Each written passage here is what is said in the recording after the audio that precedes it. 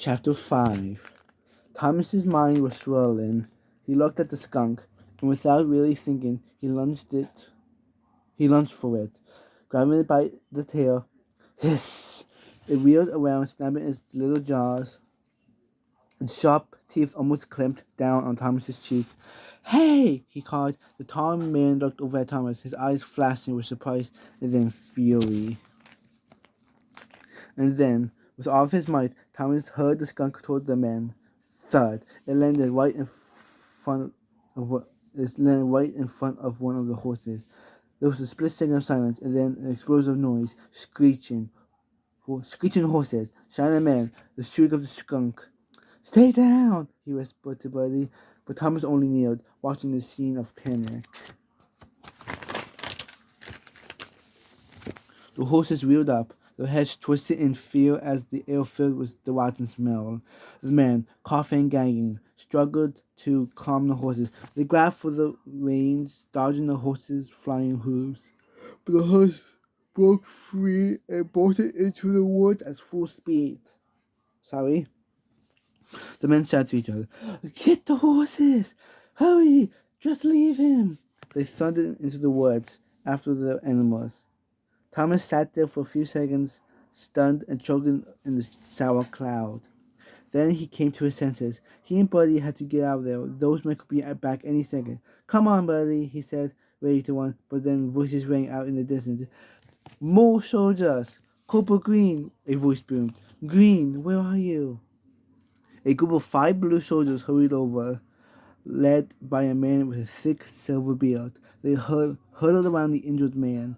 It was the rebels' Captain Campbell, the blooded soldier Corporal Green rasped.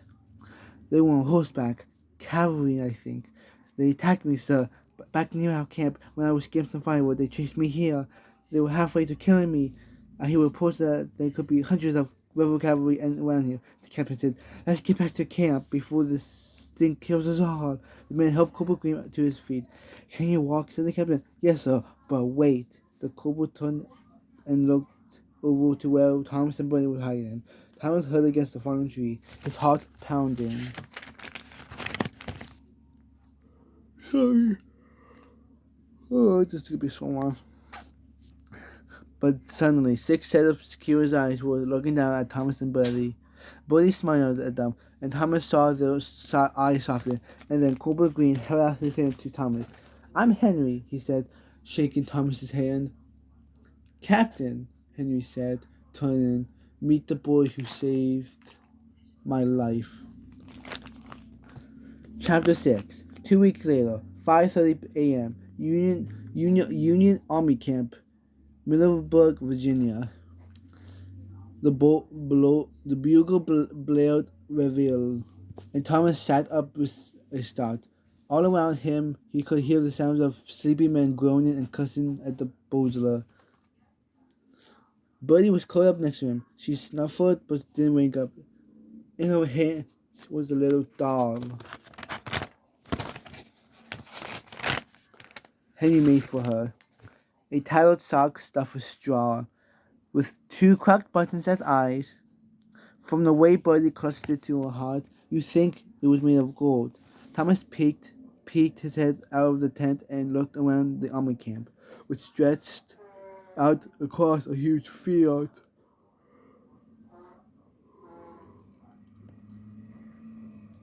There were hundreds of tents, crammed together in rows. A few early rising soldiers stood groggily and shaved in front of mirrors hung from tree branches. "There were more than 600 men here," Henry had explained. "Just one regiment of the Union. Huge human army. They've been camped here for 3 months, waiting for the next big battle with the rebel soldiers of the South." At first, Thomas was sure he and Buddy wouldn't be allowed to stay here, but the story of Thomas and the skunk had swept through the camp. Soldiers came up to Thomas, smiled at him, and patted him on the back, and said that the Union Army should start shooting skunks out of their cannons. And soon enough, Thomas felt almost like he and Buddy belonged here. They got their own tent, There was plenty of good food, and Buddy had never been happier. She had the run of the camp and spent most of her days helping two soldiers, older soldiers, Lester and Homer, with the supply wagons. Even made her a new dress out of an old flour sack. For the first time in Thomas's life, his ears didn't ring with the sound of Mr. Knox shouting, "Boy, you get here now!" He didn't drop to sleep at night, aching from his head to his toes. He woke up in the morning looking forward to the day, to helping the men with the chores, listening to the stories, and watching them practice their battle formations and shooting. And the best of all, there was Henry, who barely let Thomas out of his sight since that day in the woods. "You know how it works," Henry had told Thomas. "You saved a man's life. You're stuck with him forever." He really did remind Thomas of Clem. The way his voice rose up when he told stories about the children he taught in his Vermont schoolhouse. His patient way of listening when Thomas told him about his life with Mr. Knox. The feeling Thomas got when they were together that he would and Buddy was safe. Thomas had just climbed out of his tent when Henry appeared. "Morning, soldier," the corporal said. Buddy had popped out of the tent. When she saw Henry standing there, she leaped up and threw her arms around him. "I love my dog," she said, beaming on him. No dog could be no dog could ever be as pretty as you, Buddy," Henry said, kneeling down. "Les and Homer are looking for you. Can you ask them to put up an extra biscuit aside for me?" She nodded happily and scampered off towards the supply wagons, chattering hellos to every soldier she passed. Thomas noticed that even the weakest men looked up and smiled when Buddy breezed by. Their faces lightened as the face lightened up as though Buddy herself were a bright candle. Henry turned to Thomas, his face serious. We've gotten our orders," Henry said. We're to march out today." Thomas's heart sank. The men were leaving? What would happen to him and Buddy? Henry seemed to read Thomas's thoughts.